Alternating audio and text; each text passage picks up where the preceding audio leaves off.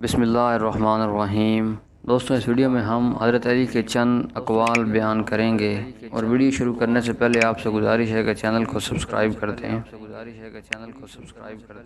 بے شک سب سے زیادہ ثواب ملنے والی نیکی احسان اور بلا شبہ تمام کاموں میں نیک انجام والا کام صبر ہے۔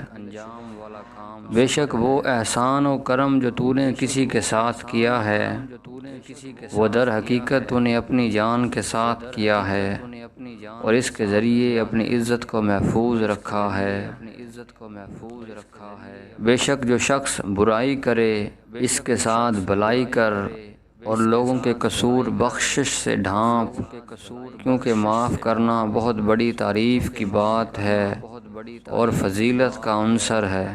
احسان ایک ذخیرہ ہے، اور کریم وہ ہے جو اس ذخیرے کو جمع کرے۔ جو شخص لوگوں سے احسان اور نیکی کرتا ہے، اس کے سب لوگ تعریف و تکریم کرتے ہیں۔